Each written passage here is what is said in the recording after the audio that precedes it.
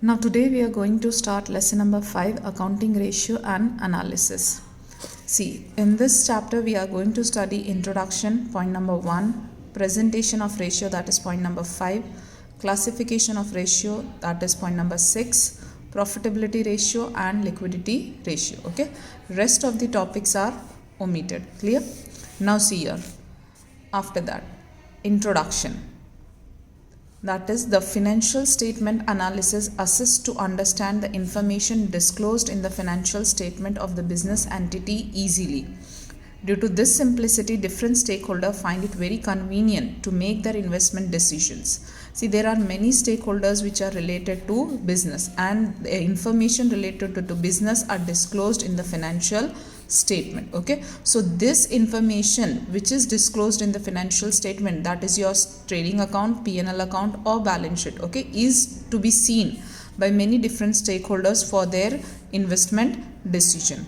In this context, comparative statement and common size financial statement information is obtained in the previous chapter, that we have already seen in the previous chapter.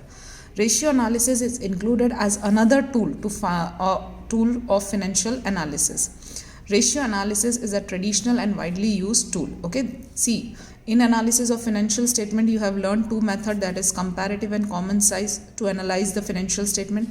Yet there is another method also which is known as ratio analysis, with the help of which you can analyze these statements. Okay, that is, again, the information can be analyzed. Clear? Definition and explanation. I.M. Pandey says that the relationship between two accounting figures expressed mathematically is known as financial ratio. See, if they are asking you what do you mean by financial ratio, so when there is a relationship between any two accounting figure expressed mathematically with the help of some formula, it is known as financial ratio. Ratio helps to summarize the large quantities of financial data and to make qualitative judgment about the firm's financial performance. Clear? So here you can see what will help ratio do. So ratio will summarize the large quantities of financial data and to make qualitative judgment. You can take any kind of decision, okay, about the firm's financial performance. So this thing you can do with the help of accounting ratio. It means you can analyze the figures, you can take the decision. For example, there is gross profit. So on the basis of gross profit, you can understand that what was the amount of sales, out of that total sales, how much gross profit you have earned. So you can analyze and you can arrive to a qualitative decision. Fine. Financial statement shows accounting statistic, gross profit, net profit, sales, equity share capital, equity shareholder fund, current liabilities, current assets, etc. So all these are included in the financial statement. Accounting analysis is done between two relevant components based on a specific relation. Fine. As discussed earlier, the gross profit and sales are two relevant components. There is a relationship between these two from the viewpoint of accounting. Assume sales is 3 lakh and gross profit is 90,000. See, here if you take this ratio, that is gross profit ratio. Okay, so gross profit upon sales into 100. What answer you are getting? 30%. So from this what we can analyze, the analysis shows that every sale of 100, gross profit is 30. So when you are getting this 30%, we can make it out. We can analyze that if total sales is 100, then out of that gross profit will be 30. So due to this ratio, accounting figure can be presented in a usable form. Detailed discussion in this regard is given subsequently. Okay, so that are given further to us. Then see, next thing, okay, that is this point is omitted. Again, point number 3 is also omitted. Then point number 4, that is limitation, is also omitted. Now coming to point number 5, that is presentation of a ratio. So see, now here this point we have to do, okay, in which forms the ratio can be presented. So first there is in terms of proportion. Fine. In terms of proportion, so current ratio is one of the ratio which is here, see, current assets upon current liability. So when you are writing this 1.5, okay, so this is in terms of proportion, current ratio. It means current ratio is 1.5:1. See, this you answer you are getting, you have to write down like this, that 1.5:1. So this is in terms of proportion. Okay, the answer is to be presented in this form. Same way in percentage. See, as here in formula 100 is here. See, 100 is not there. So it will be in terms of proportion. 100 is there, so it will be in terms of percentage, that is with answer the percentage sign should be there. Next is in terms of times. So see, in this formula you are going to learn all this formula, we'll discuss later on. Right now see here what you are writing, with answer you are writing the times word.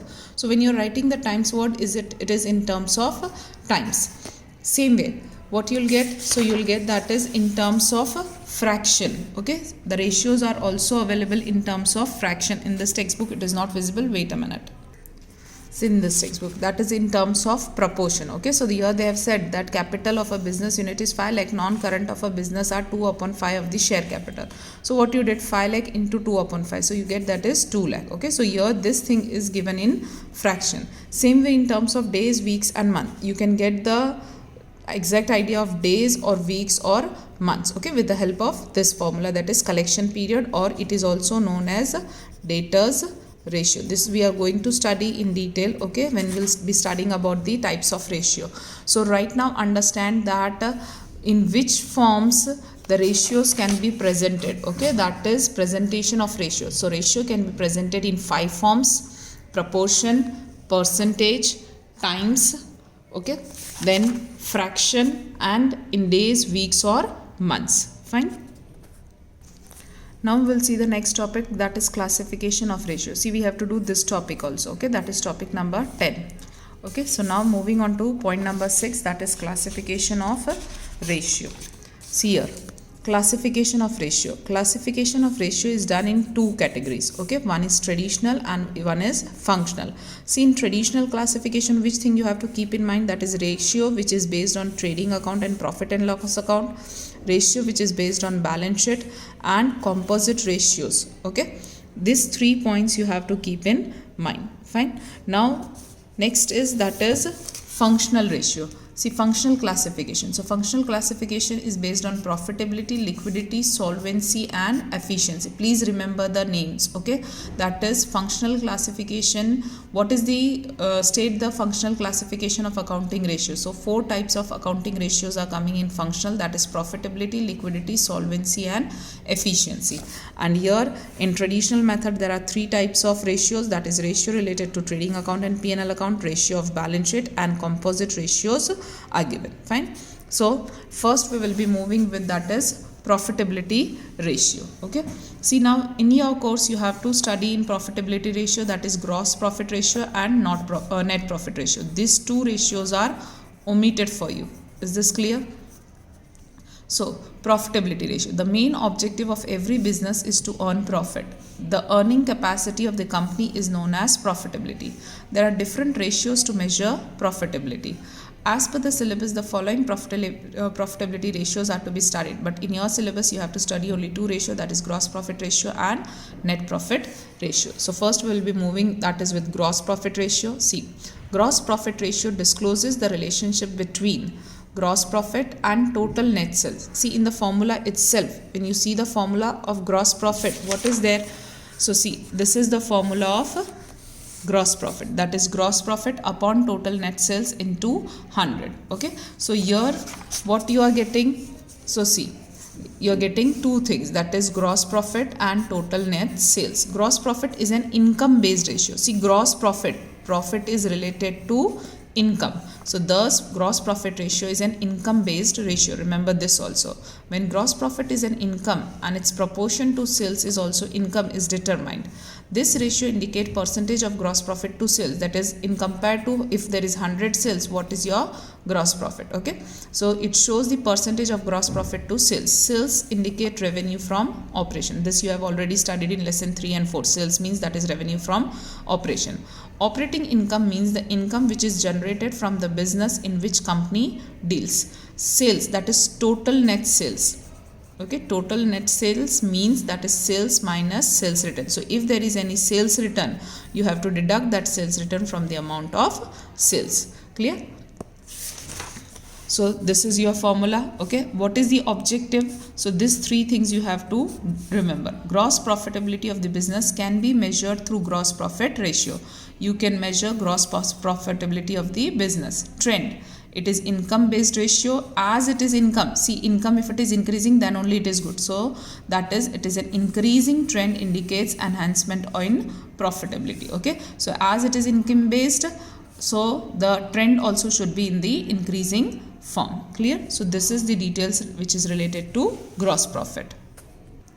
Now we will see that is net profit ratio. Okay, what will net profit ratio indicate? So meaning this ratio discloses the relationship between the net profit and sales. This is an income based ratio. See, as here also profit is there, so this is also income based ratio.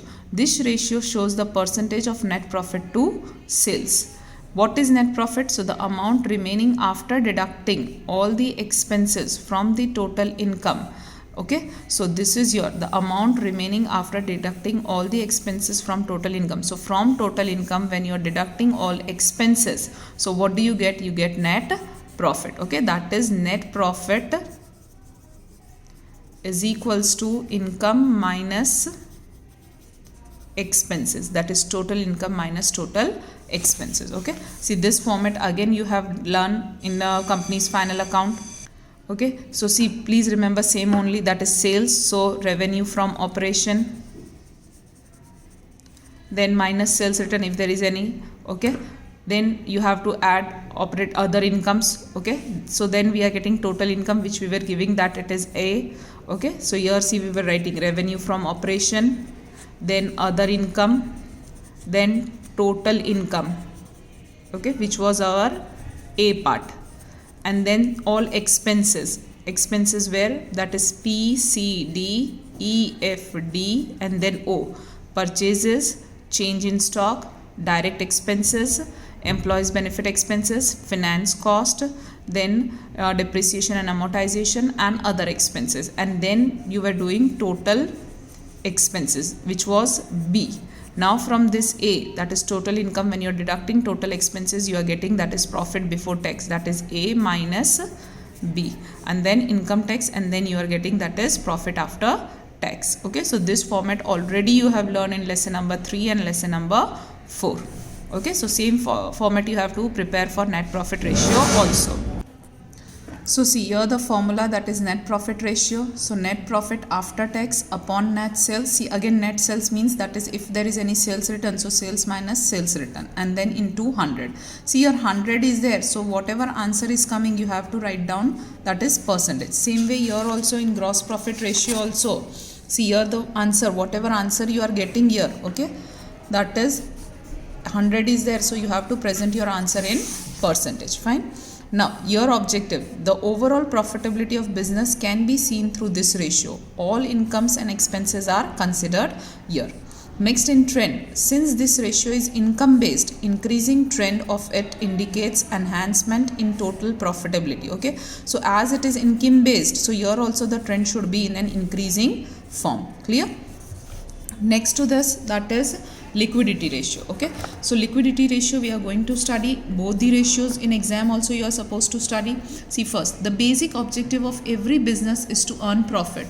The credit worthiness provides fuel to the earning capacity of the business. See credit worthiness, if in market your credit is good, it acts as a fuel, that is you can earn more and more, so your earning capacity increases. The credit worthiness depends upon the financial solvency of the company.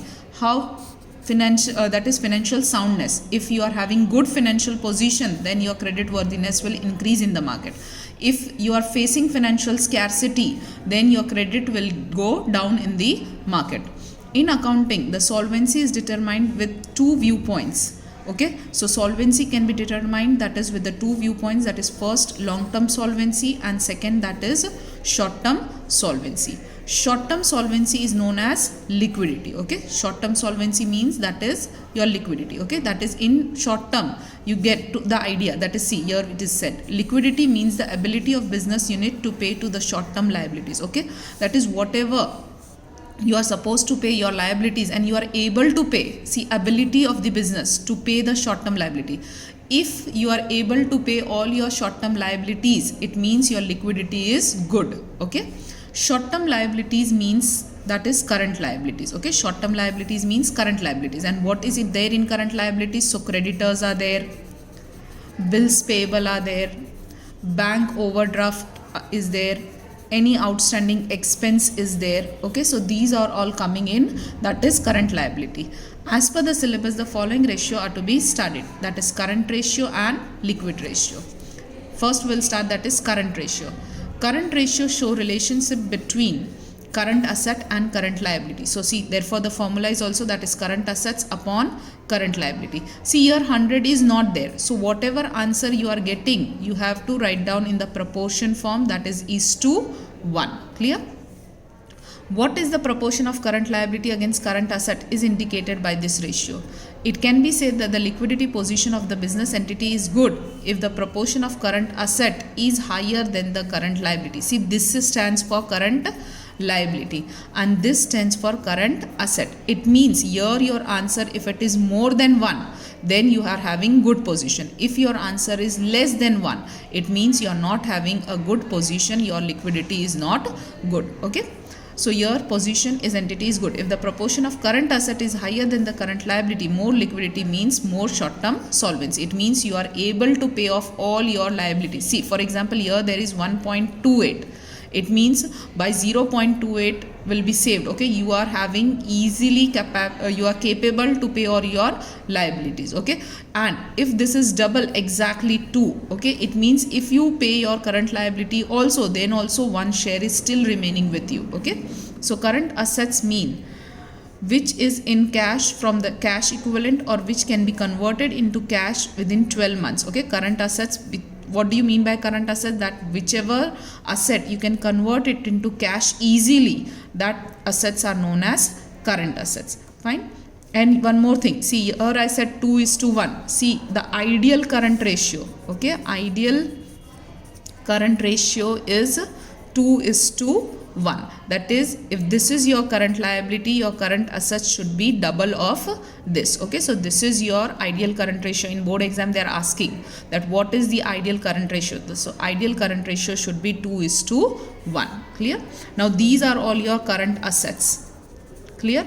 Current investment, stock excluding loose tools, trade receivables. In trade receivable there is bills receivable, there is debtors, that is after deducting bad debt reserve, cash and cash equivalent, cash on hand, bank balance, check, draft on hand, short-term lending and advances, expenses paid in advance, income outstanding, tax paid in advance, etc. So all these are your, that is current assets. Current liabilities means such liabilities which are payable within the time period of 12 months. So short-term borrowing. See what are your current liabilities? So all these are your current liabilities. Okay.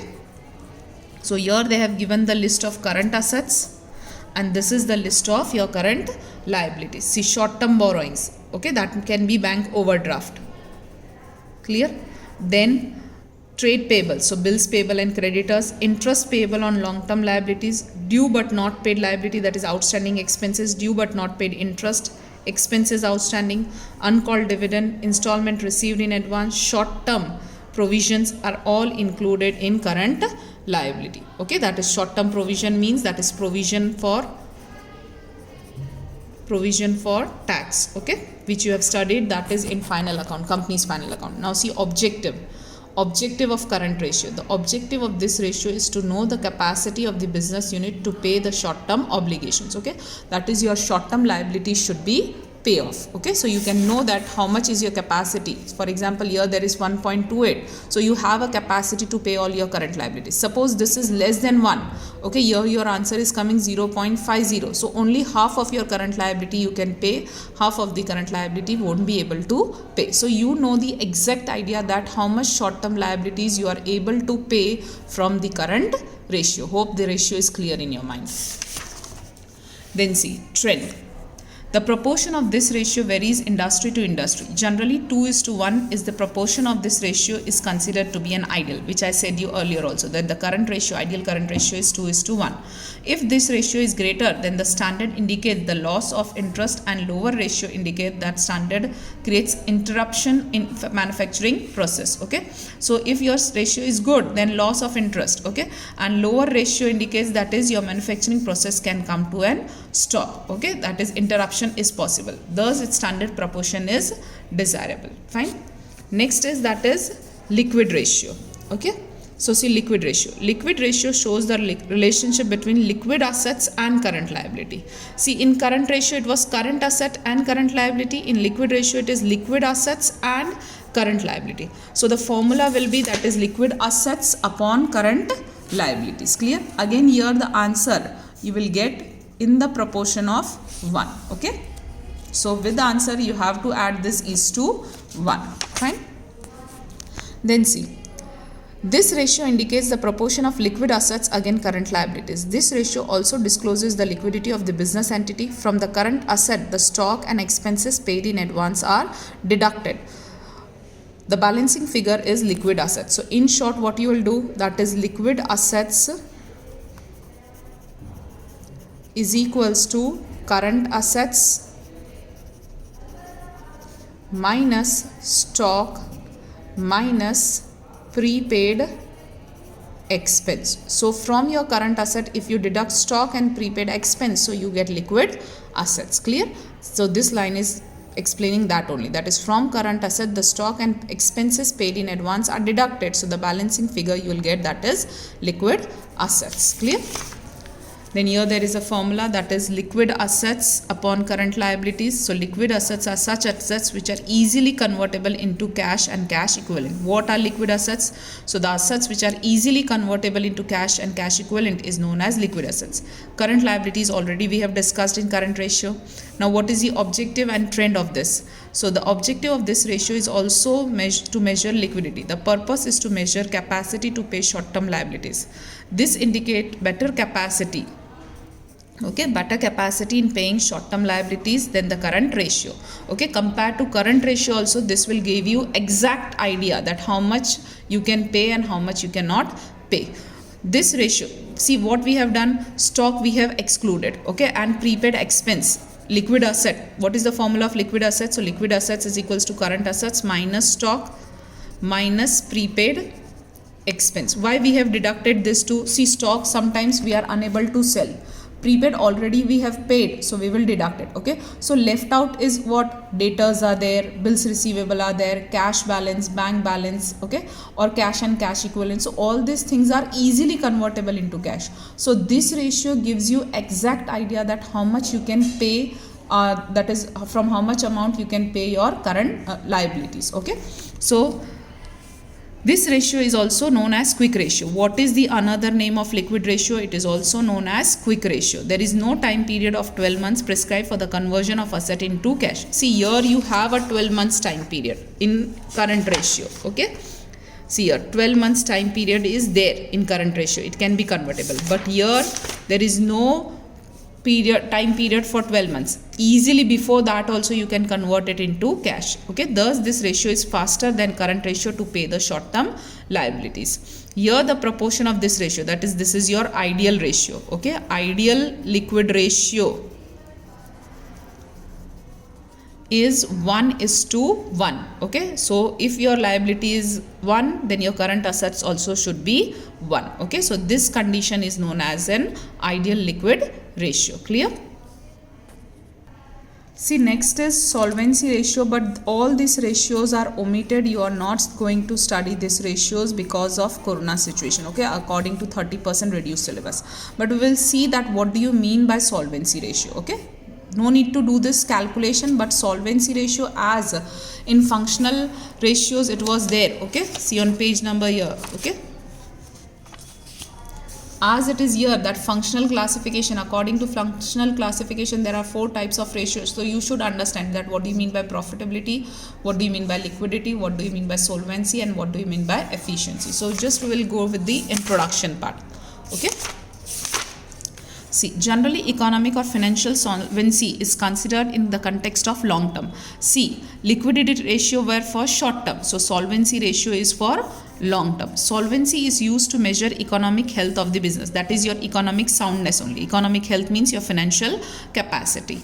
This ratio is used to measure how far the business entity is competent enough to pay long term liability. See, in liquidity ratios you have having the competence to pay the short term liability. So in solvency ratios you will have the capacity, you will come to know about the capacity to pay the long term liabilities. This ratio is computed for economic aspect. Fine. So here please understand that in liquidity ratio we get to know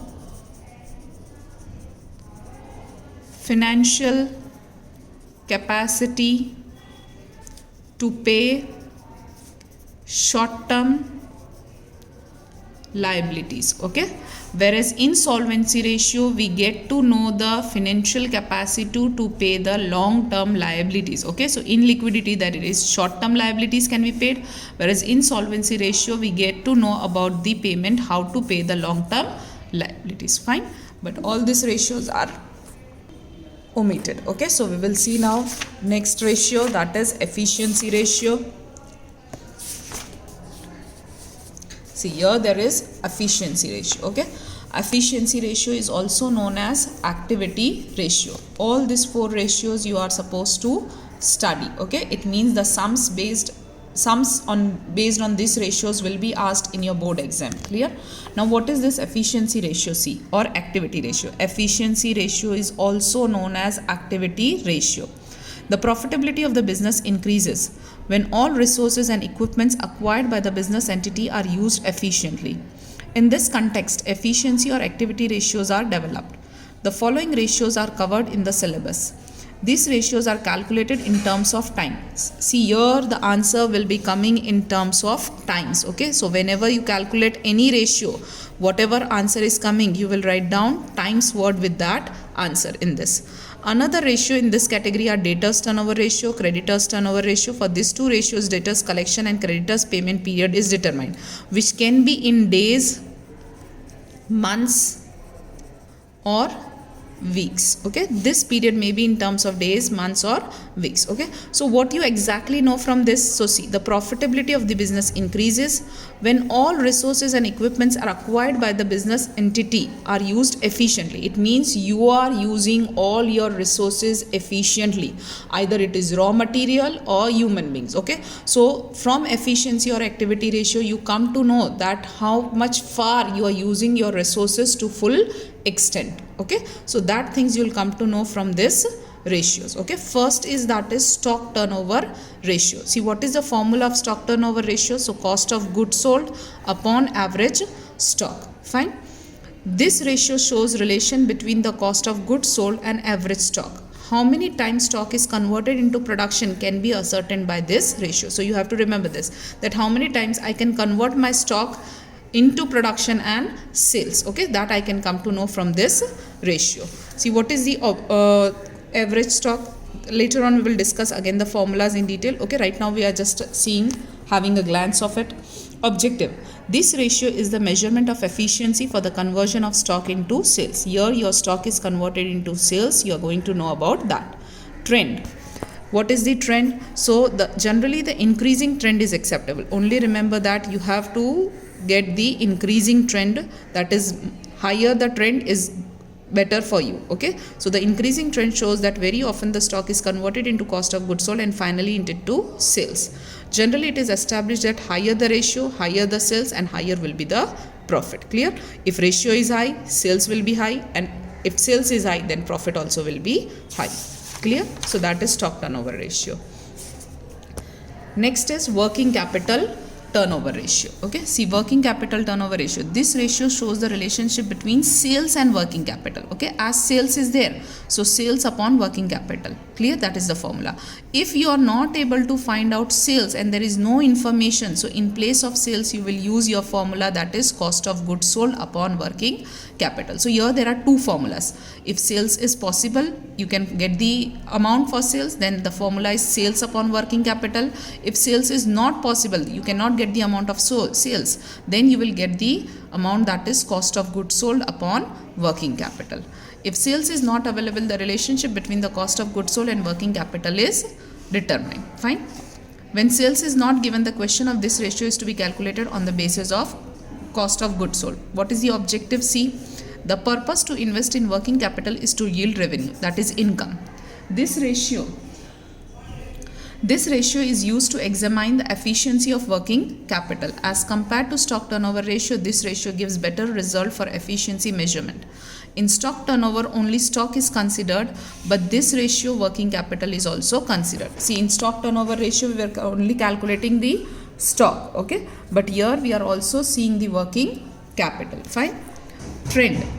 Generally the increasing trend is favorable. Here also increasing trend is favorable, okay. Increasing trend shows the efficient use of working capital, which is the cause of higher sales and consequently higher profit. Again same, working capital is high, okay. If this trend is high, then higher sales will be there. If sales is high, then your profit will also be higher. Fine. Next is, that is debtors turnover ratio, okay. This ratio is known as receivable turnover ratio. It is also known as, see, you know that the another name for debtor is receivable. So debtors turnover ratio is also known as receivable turnover ratio. From this ratio, it can be ascertained that how many times debtors and receivables emerge from credit sale. So out of credit sales, how many times you get debtors and you get receivables, okay. That is bills receivable. Clear? Formula is, that is debtors turnover credit sales upon average trade receivable, okay. See, there is a relation between sales and debtors, okay. So you'll remember that in debtors, what you'll have to write down here, that is credit sale. Remember SD card, okay. Sales is having a direct relationship with debtors, okay. So debtors turnover, so credit sales upon average trade receivable. What is average trade receivable? So opening trade receivable, closing trade receivable upon 2. This means that is opening debtors plus bills receivable plus closing debtors plus bills receivable, that is opening debtors, opening bills receivable, closing debtors plus closing bills receivable, and divided by 2. Clear? Objective. From this ratio, it can be ascertained that how many times debtors and bills receivable are emerged due to credit sale, okay. That is, if you are taking transaction, your transaction. So see, if your credit sales is taking place, from this credit sales, how many receivables and debtors are coming outside, okay, that you will come to know. This turnover shows that how quickly the collection is converted into cash. That is, how quickly, in how many days you will get, or in how many months you can collect the amount from the debtor, or in how many weeks you will get the amount from the debtors. That you can come to know. Trend. This is performance measurement ratio, okay. Here you will remember performance measurement ratio. Higher ratio shows higher collection efficiency, lower investment in debtors and bills receivable, while lower ratio shows lower collection. If the ratio is less, it means you will get the amount that is lower collection efficiency, okay, and high investment in debtors. See, for example, here you will get collection period in months, so 12 upon debtors turnover. When you are getting in weeks, so 12 upon debtors turnover, 52 upon debtors turnover. If it is in days, so 365 upon debtors turnover. So here you will get to know that in how many days you will get the amount back from the debtors or bills receivable. Clear? Same way there is creditors ratio. See, here there is creditors turnover ratio, okay. Here, see, in debtors you were knowing that in how many days you will get the money. So here you will get the idea that how many days you get to pay the money. Fine. So see, this ratio is known as payable turnover ratio. From this ratio, it can be ascertained that how many times creditors and bills payable are emerged by credit purchase. This ratio shows you the relationship between credit purchase and trade payables. See here, remember that is purchases and creditors are connected. That is PC. Here you'll remember SD card, that is sales and debtors are connected. Here you'll remember personal computer, that is purchases and creditors are having a connection. So therefore, formula is credit purchase upon trade payables. See here, average trade payables is opening trade payables, closing trade payables. So opening creditors plus opening bills payable plus closing creditors plus closing bills payable, and then divided by 2. So here you get the idea. From this ratio, it can be ascertained that how many times creditors and bills payable are emerged due to credit purchase. This ratio indicates how quickly the payment is made. That is, how quickly, how many days or weeks or months you will get to do the payment. Fine. Here there is a trend C. This is a performance measurement ratio. Lower ratio shows higher payment efficiency. Owner has to spare his own capital in low quantum. See, when you don't have your money, there is a financial scarcity, then you have to utilize your capital to pay the creditors and bills payable. Higher ratio shows lower payment efficiency. If your ratio is high, it means you are not able to pay the amount quickly, okay. This amount also you can get in months, weeks and days. Okay, so here your theory portion is getting over. Okay, in the next video we'll be calculating the sums. We'll discuss first the list of formulas, okay, and then we will be calculating the sums. Hope this theory portion is clear in your mind. See, learn the definition of the ratios, okay, that is what is coming in that ratio, what is the objective, and how the trend is there. Okay, sometimes they can even ask you explain liquidity ratio. So in liquidity ratio you have to explain that is current ratio and liquid ratio. Sometimes they can ask you explain profitability ratio, so there you have to explain that is profit ratio, gross profit ratio, net profit ratio. If they're asking you efficiency ratio or activity ratio, so then there is that is stock turnover ratio, then working capital, not working capital, that is I'll just see. Okay, that is working capital, correct, working capital ratio only. Then debtors ratio is there, creditors ratio is there, inefficiency. So inefficiency, there are total 4 types of ratio. Okay, so this all is the theory portion for this particular chapter. Okay, so please keep these things in mind. And in how many forms you can get the ratios? So that is proportion, percentage, fraction, times, okay, and in weeks, days and months. Okay, so this portion you have to remember for theoretical. Okay, so here the theoretical portion gets over. If still you have any query, then please ask.